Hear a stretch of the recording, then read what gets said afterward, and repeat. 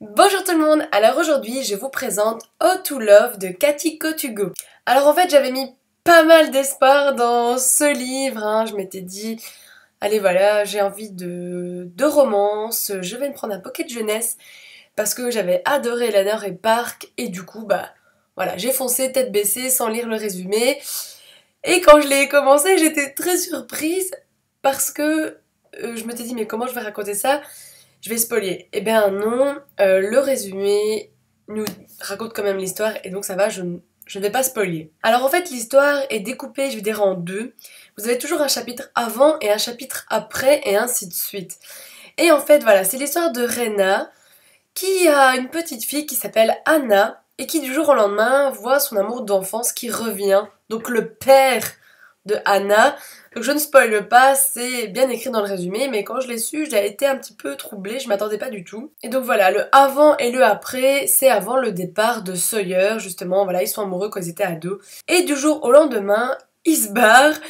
Et voilà, elle se retrouve enceinte, il ne le sait pas, il revient 2 ans après et il voit que Rena a une petite fille. Alors en fait, quand j'ai commencé le livre et que j'ai vu qu'il y avait un enfant dans l'histoire, j'étais là, oh non, j'avais envie d'une histoire d'amour sans prise de tête.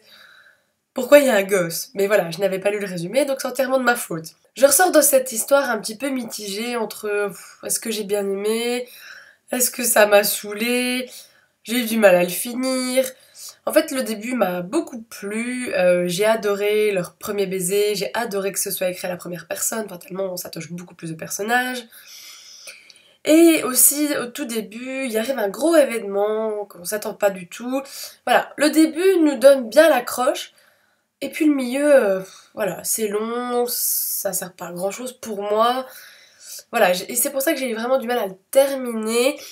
En plus que la fin est hyper prévisible, je veux dire, de toute façon si ça se terminait pas comme ça, j'aurais pas été contente. Voilà, moi il me faut des happy end, bien évidemment. C'est vrai que j'ai un peu du mal avec ce genre d'histoire où les personnages gardent leurs sentiments, ce n'est pas des déballages, je t'aimerai toute ma vie, partons ensemble.